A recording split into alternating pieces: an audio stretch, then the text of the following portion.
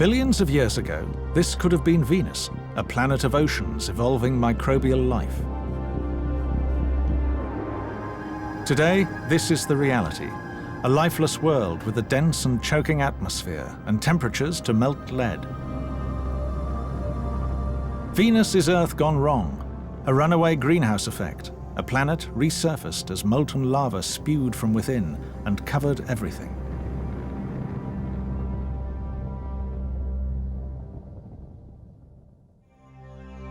Venus, always shrouded in cloud, is second planet from the Sun, orbiting at a distance of 108 million kilometers. And with a diameter of just over 12,000 kilometers, Venus is almost as big as Earth, often dubbed a twin. But few twins are so different. Earth is clear-faced and temperate. Venus is hell, where clouds blow right round the planet in 4 days. From Earth, Venus is by far the brightest planet. Through a telescope, cloud obscures any features, but interestingly, Venus has phases like the Moon. At its closest to Earth, the planet displays a thin crescent. It increases as Venus moves away. But when more of the face becomes visible, so Venus, still moving away, seems to shrink. For earthly observers, Venus lies above Mercury. Their orbits keep the planets close to the horizon. But there's no missing Venus, big and brilliant, just after sunset and immediately before dawn. Back away, and the horizon hugging is explained. Venus and Mercury have tight solar orbits. Venus on the outside takes 225 days to circle the Sun.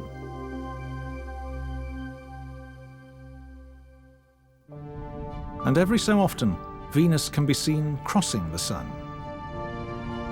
In 1769, commanding his ship the Endeavour, the explorer James Cook sailed to the Pacific to observe such a transit, in Tahiti. His observations were set against measurements taken elsewhere. Simple trigonometry revealed the distance from Earth to the Sun. Thus did Cook help initiate the measurement of the universe. In scaling the cosmos, the distance from Earth to the Sun is a basic unit. Today, transits of Venus are mere curiosities. They occur in pairs every century or so.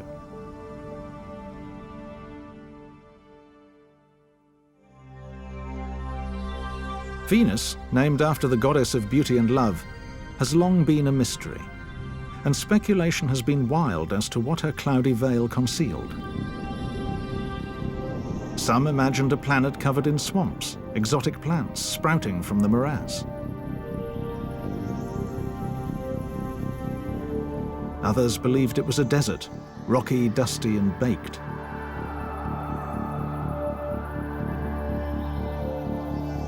Another notion had Venus awash in soda water, oceans bubbling carbon dioxide into the clouds.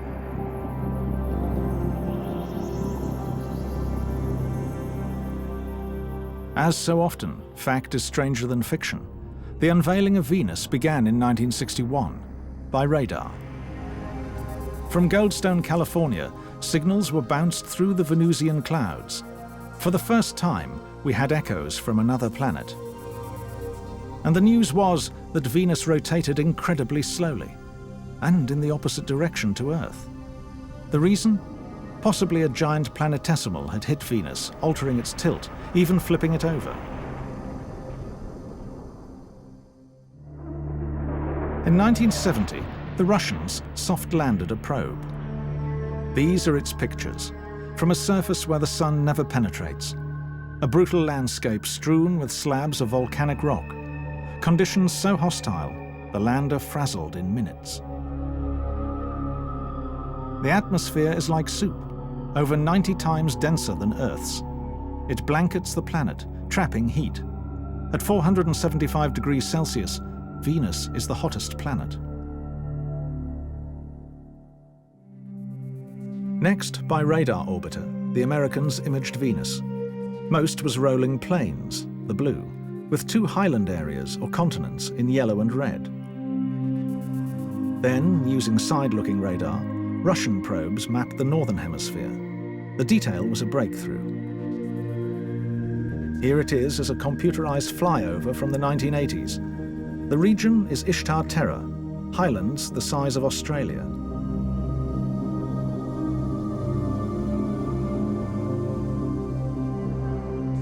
By the early 90s, improved radar enabled America's Magellan spacecraft to scan Venus as never before. Almost 99% of the surface was mapped. Here, stripped of cloud, the lazy rotation is revealed. Venus spins just once in 243 days. Earth does it in one.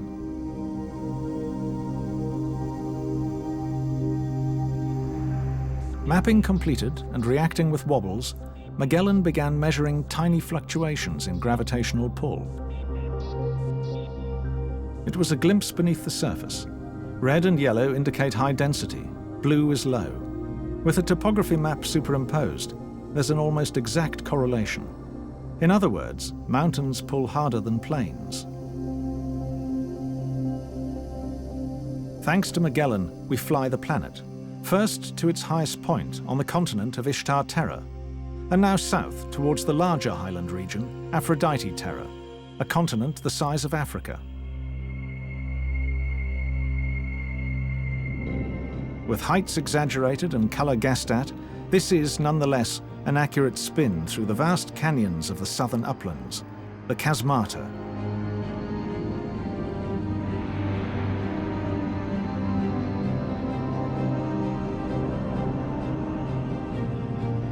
To the east, and still in Aphrodite Terra, a great volcanic plateau. Here, Mart Mons, a massive volcano, stands 5 kilometers above the mean elevation of the planet. Unique to Venus are coronae like this. There are hundreds, caused probably by hot magma trying to push through the crust. Venus is the most volcanic planet in the solar system. 3 impact craters. They're less common on Venus compared with Mercury or the Moon, because lava constantly resurfaces the terrain. Also, after hitting the thick atmosphere, small missiles burn up and larger ones make less of an impact.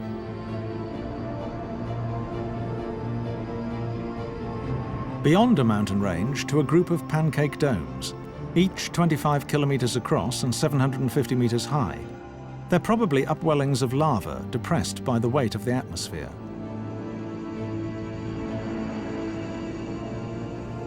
Venus has been erupting for possibly billions of years. Sulfurous fumes adding to the toxic atmosphere, lava relaying the surface. It may still be erupting today. Magellan has revealed volcanic shields and lava flows that make up 85% of the surface. In planetary terms, this is a young landscape. The average age, just 500 million years.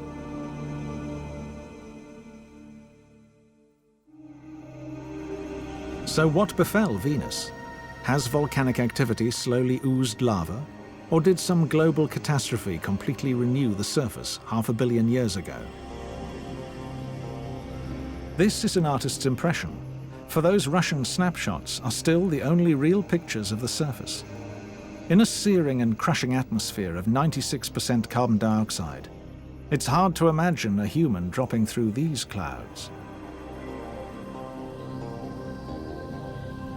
Like Earth, far enough from the Sun for life to take hold, 4 billion years ago, Venus could have had oceans, continents, and simple life. But the young planet was dangerously close to the Sun. Earth is at the center of the habitable zone, Venus at the inner edge. So as the Sun matured and its luminosity increased, Venus heated up. The vapor of oceans boiling dry may well have turned Venus into a suffocating, smog-ridden greenhouse. Earth had lost its twin.